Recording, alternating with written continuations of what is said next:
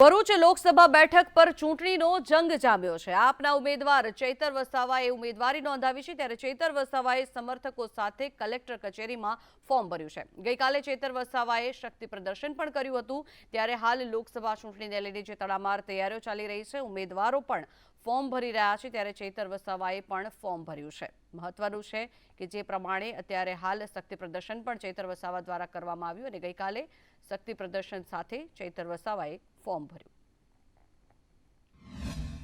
આજે અમે ભરૂચ કલેક્ટર કચેરી ખાતે અમારું ઉમેદવારી નોંધાવી છે, અમે અમારું ફોર્મ ભર્યું છે અને જે રીતે ઐતિહાસિક રેલી અમે અહીંયા કરી છે, ભરૂચ સંસદીય ક્ષેત્રના લાખથી પણ વધારે લોકો અહીંયા ઉપસ્થિત રહીને અમને આશીર્વાદ આપ્યા છે, અમને સમર્થન કર્યું છે અને ઇન્ડિયા ગઠબંધનના ઉમેદવાર તરીકે મારી સાથે કોંગ્રેસ અને આમ આદમી પાર્ટીના તમામ સાથીઓ રાત દિવસ મહેનત કરે છે, ત્યારે આ વખતે ભરૂચની જનતા પરિવર્તન ઈચ્છે છે અને આ વખતે ભરૂચ લોકસભા અમે સારા માર્જિનથી જીતીએ છીએ એવો અમને પૂરો વિશ્વાસ છે।